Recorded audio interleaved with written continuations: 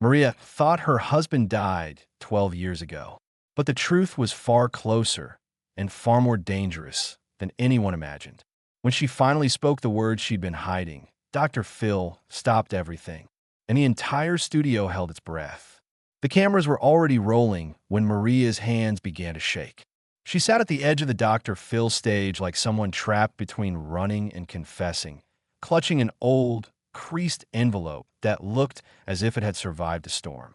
The studio lights softened, dimming just enough for the audience to sense that something heavier than a typical story was about to land. And when Dr. Phil leaned forward, elbows on his knees, even the air seemed to tighten. Maria took a breath that didn't quite fill her lungs. You could hear the paper inside the envelope crinkle as her fingers pressed into it. Dr. Phil's voice came low, steady, gentle in a way only he could manage when someone stood at the edge of truth. He asked her what she was ready to share. Not what she wanted to share, but what she was finally ready to face. Her eyes drifted toward the audience, then toward the cameras, then back to the envelope. "I haven't told anyone this," she whispered. "Not my parents, not my sister, not even the police." The words hung in the air like a confession waiting for judgment.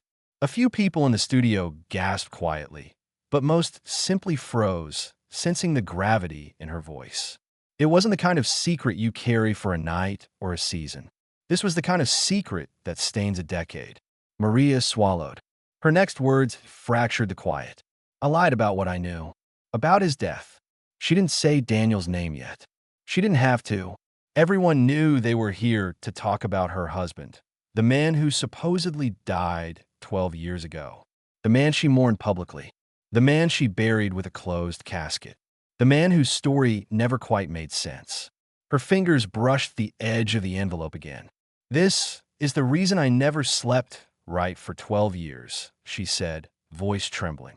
The lights caught the glossy sheen in her eyes as she blinked back the guilt, the exhaustion, the quiet panic she'd lived with.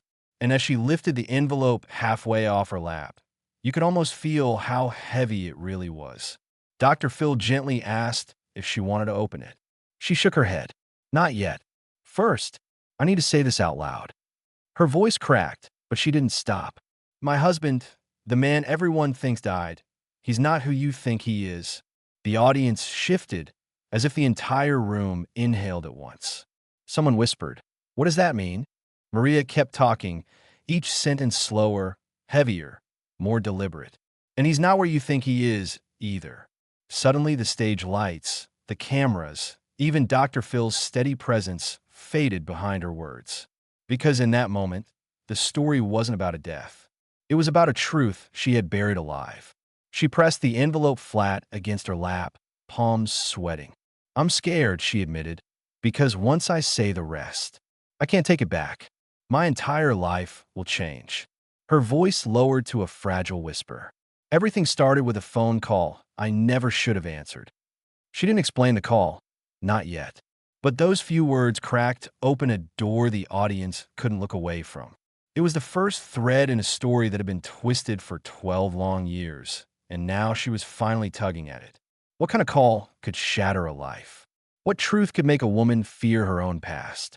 Maria wasn't ready to answer. Not yet. She simply held the envelope, trembling, as if it might burn her. And as the camera zoomed in, the entire studio waited for what came next. 12 years before Maria sat trembling on that stage, the world around her looked ordinary, almost painfully ordinary. A small apartment with peeling paint, a kitchen that always smelled faintly of burnt coffee, and a marriage that felt like it was balancing on a tightrope. Back then, Maria still believed in simple explanations. She believed Daniel's long hours meant dedication. She believed his distant eyes meant he was tired, not hiding something. She believed their marriage, though strained, was still reparable. But life has a way of whispering warnings long before it screams them. The first sign came quietly. Daniel started taking phone calls outside, stepping onto the balcony even on cold nights. He closed the sliding door behind him, voice low, eyes darting back inside as if someone might overhear. Maria asked him once who he was talking to. He answered with a half-smile that didn't reach his eyes. Work stuff, he said. Nothing big, but it didn't feel like nothing. It felt like he was carrying a shadow she couldn't see. Then came the nights he didn't come home until dawn. The excuses grew thinner, shakier. Car trouble. Helping a friend. Didn't want to wake you. Each story looked believable from a distance, but if you held it up to the light, you could see the cracks running through it. Maria tried to ignore them. Every couple had rough seasons. Every husband went through stressful phases. That's what she told herself over and over, almost like a prayer. Then came the night he disappeared. It started with a text saying he'd be late. Nothing unusual. But midnight passed. Then 2 a.m. Then sunrise. When Maria finally called the police, her voice shook as she tried to sound calm. Their questions came fast. When did you last see him? Any signs of trouble? Could he be with friends? She didn't know how to answer most of them. She didn't even know what part of him was still real. 2 days later, the police knocked on her door with the news. Daniel's car had been found wrecked. Burned so badly, they said identifying the body was nearly impossible. The burned shell of a man in the driver's seat was assumed to be him. A wedding band melted into the seatbelt buckle. A wallet half-charred. A tragique accident. Case closed. Maria collapsed in her mother's arms. She cried until her throat burned. She cried because she believed he was gone. She cried because she believed she had failed him. And she cried because something deep inside her whispered that the story wasn't complete. That the truth, whatever it was still out there, buried under silence and ash. The funeral came fast. Too fast. Closed casket. A few friends. A few co-workers. A small obituary printed with beloved husband taken too soon. Maria stood in front of the casket feeling like she was staring at a locked door.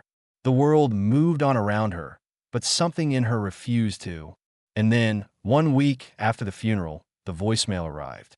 Maria remembered exactly where she was standing, on the worn rug in front of the fridge, the one Daniel always tripped over. Her phone vibrated once. A blocked number. She almost ignored it, but something made her swipe the notification. The message was short. 20 seconds. The voice was calm, breathing slightly uneven, as if recorded in a hurry. Maria, I need you to listen. Don't believe what they told you. And don't call anyone back. The voice sounded like Daniel, or someone trying very hard to sound like him. Maria replayed that voicemail 100 times, hand trembling, fear crawling through her chest. If Daniel was gone, how could this exist? If he wasn't gone, what had he been running from? And why reach out only to disappear again? She never told the police. She never told her parents. She saved the message, locked her phone, and buried the truth under years of silence. But silent things have a way of rising. And this voicemail became the first thread in a story that refused to stay buried. What would you do if a single message threatened to rewrite everything you believed about life and death? The answer to that question would send Maria down a path she never imagined. And it all leads back to the envelope she's holding today. Maria didn't open the envelope right away. It sat untouched on her nightstand for days, almost daring her to break the seal. Each time she walked past it, her stomach tightened. She feared what was inside, not because it might expose a stranger, but because it might expose the man she once promised forever to. Truth has a way of looking louder on paper, and Maria wasn't ready to hear it echo. When she finally brought the envelope onto the Dr. Phil stage, 12 years after receiving that voicemail, it looked worn, edges softened, color faded, corners bent from being moved and hidden and handled with hesitation. Even the audience could feel that it didn't just contain documents. It carried weight. It carried years. It carried consequences. Dr. Phil asked if she was ready to open it now. Maria nodded, but her hands trembled as she slid her thumb beneath the glued flap.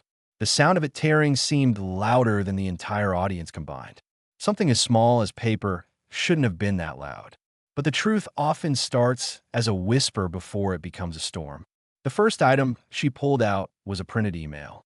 She unfolded it slowly, eyes scanning the words she had memorized years ago but never read out loud. The email was short, formal, almost cold. It claimed Daniel had been living under a false name before his death. No details, no context, just a statement that shattered the version of him she knew. a version she now realized she might have only imagined. Maria handed it to Dr. Phil, voice barely steady. "I thought it was a scam at first," she said. "Someone with the wrong person or someone trying to hurt me." But the email ended with a sentence she could never forget. "If you think he's dead, you've been misled." The audience murmured. Dr. Phil's eyebrows tightened. He didn't say it out loud, but his face revealed what he was thinking. This wasn't the message of a prankster. It read like someone warning her. Someone involved. Next, Maria pulled out 2 photographs. She held them for a moment before showing them to the camera. In both photos, a man stood near a gas station, wearing a hat and sunglasses. His face wasn't perfectly clear, but the jawline, the way he stood, the slight tilt of the head. Maria knew that posture like she knew her own breath. "It looks like him," she whispered, but it was taken 3 years after he died. The studio fell silent again. A heaviness entered the room, the kind that comes when reality bends in ways people don't expect. Dr. Phil studied the photos carefully, pointing out the details, the timestamp in the corner, the location tag, the resemblance that felt too close to ignore. He asked Maria if she had ever shown the photographs to the police. She shook her head, a flash of guilt crossing her face. "I was scared," she admitted. "If he didn't want to be found, what would happen if I tried?" Then came the final item in the envelope. A folded sheet Maria had avoided touching for months before today. A DNA report. She held it with the tips of her fingers, as if it were fragile or poisonous. When she handed it to Dr. Phil, her voice trembled. "This is what made me stop sleeping."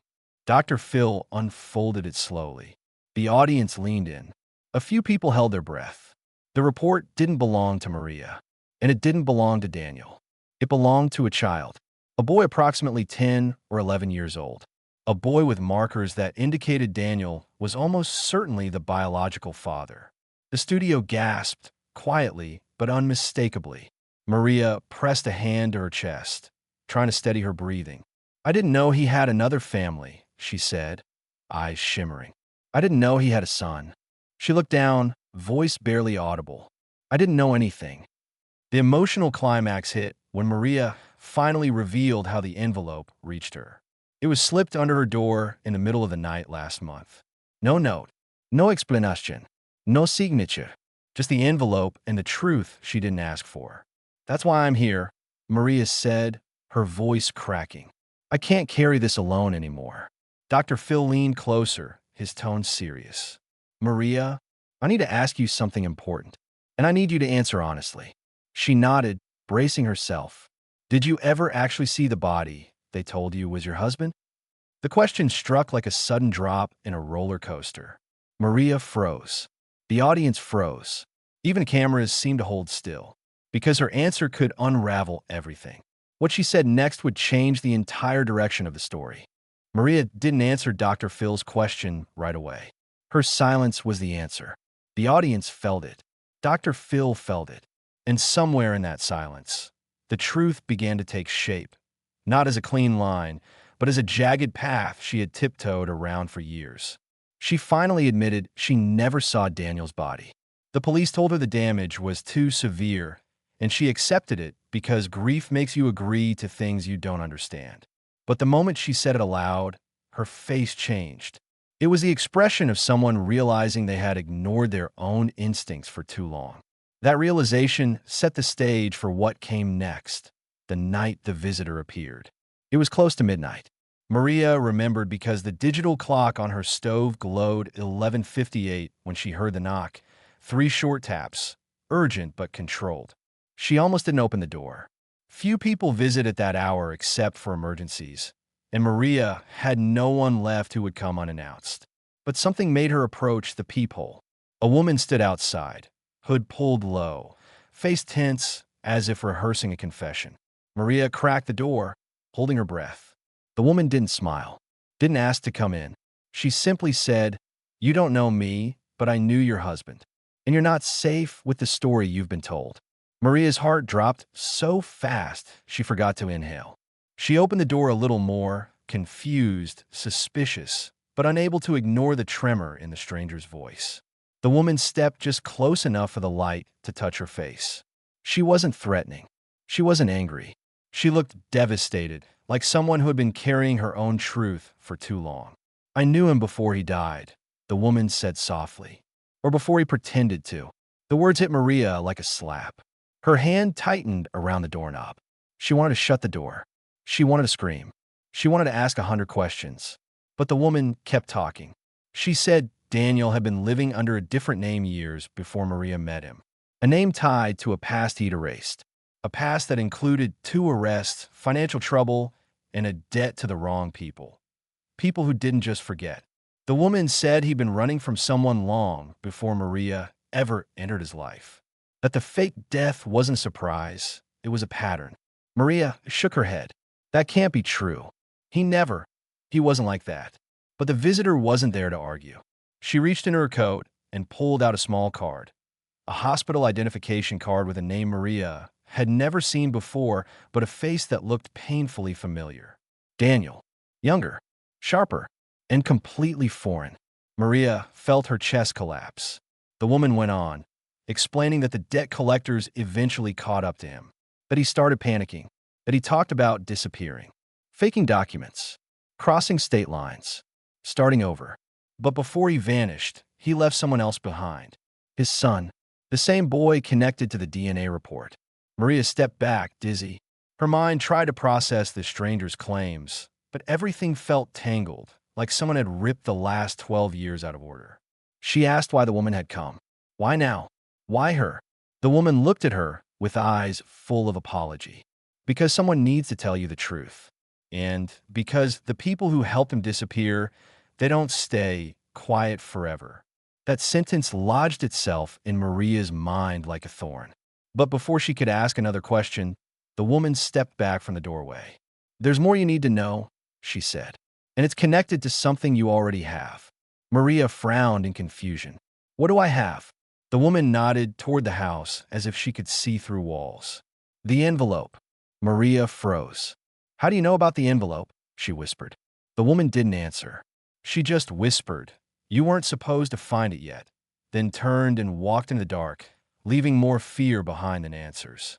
Back on the Dr. Phil stage, Maria's voice cracked as she explained how she stood in her doorway that night, staring into the empty street long after the woman disappeared. She didn't tell anyone, not the police, not her family. She went back inside, locked every door, and sat on her couch until sunrise, replaying the stranger's words in her mind. Dr. Phil, intense and calm, brought in 2 specialists, one an investigator who had worked on forgery cases, the other a missing persons expert. They explained how identities can be switched, how documents can be fabricated, how debt can turn into desperation. They didn't say Daniel was alive. They didn't say he wasn't. But they did say this. Everything in Maria's story is consistent with someone staging a disappearance. Maria clasped her hands together, feeling her world tilt again. And then Dr. Phil leaned in with something she didn't expect, something that made the audience gasp. We contacted someone who matches the DNA report, he said, and they agreed to speak with us. Maria's breath caught, because that meant the envelope wasn't the end of the truth. It was the beginning. Maria's face drained of color the moment Dr. Phil mentioned the DNA match. Her fingers knotted together in her lap, twisting with the same tension that had lived inside her for 12 years. The studio fell silent, not the polite silence of an audience listening, but the charged silence of people realizing a life-changing moment was unfolding in real time. Maria whispered, You found him? But Dr. Phil didn't answer right away.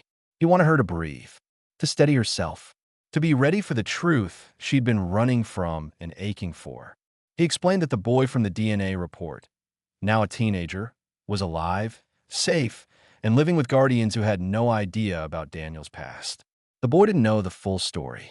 Didn't know he had a biological connection to a man who faked his identity. Didn't know his existence was the final piece of a puzzle Maria had never asked to solve. What he did know was that someone was searching. Someone who wanted answers. And that someone wasn't Daniel. Maria brought a shaking hand to her mouth. For a moment, she looked almost weightless, like the truth had lifted her and crushed her at the same time. I always thought I was protecting people, she said softly. But maybe I was just protecting a lie. That single line hit the room like a quiet earthquake. Dr. Phil asked her to walk the audience through the moment she realized Daniel might still be alive, not because of evidence, but because of something deeper. Maria's eyes drifted to the floor, remembering. It was about a year ago, she said. I received a message. Not a call, not a voicemail, just a small piece of paper stuffed under my door. No name, no instructions, just 4 words, don't look for me. The entire studio inhaled sharply as if they all felt the same cold shiver run down their backs. Maria explained that she stared at that note for an hour, unable to decide if she was terrified or relieved. The handwriting wasn't perfectly like Daniel's, but the slant of the letters, the pressure of the pen, the way the M curled, it felt hauntingly familiar. Familiar enough to believe. Familiar enough to fear. She burned the note that night, afraid to keep it, afraid to lose it, afraid someone else might see it. And then she waited. Weeks passed, then months. No second message, no stranger at her door, just silence. Heavy, suffocating silence. She tried to tell herself she imagined it, that grief can play tricks on memory. But deep down she knew it wasn't imagination. It wasn't hope either. It was a warning. Dr. Phil gently asked why she didn't go to the police with the note, the photographs, the email, any of it. Maria blinked slowly, tears forming at the corners of her eyes. Because I didn't want to drag anyone else into the danger he created, and I didn't want to know the truth. Her voice cracked as she added, and maybe part of me wanted to believe he really was gone. It was easier than imagining him out there choosing a different life. The truth finally landed, not just for her, but for everyone watching. Daniel didn't just disappear. He didn't just lie. He built a second life, a second identity, a second family. And he left Maria holding the ashes of the first one. The emotional breaking point came when Dr. Phil leaned in, voice gentle but firm. Maria, what do you want now? Not what you think is safe. Not what you think you wanted. What do you want? Her answer came out as a whisper. I want it to end. She wiped her eyes. I want closure. I want my life back. I want to stop being scared of every knock on the door. Her voice steadied. And I want the truth. All of it. The audience exhaled as if they had been holding their breath with her. Maria wasn't just confessing a secret. She was stepping out of it. For the first time in years, she wasn't protecting Daniel. She was protecting herself. But as Dr. Phil prepared to introduce the person connected to the DNA report, the child Daniel left behind, Maria's face changed again. A mixture of fear, hope, and something else. Something fragile. Something human. Because the next person to walk onto that stage would either give her the closure she'd prayed for, or open a door she wasn't ready to face. This wasn't just the end of the truth she carried alone.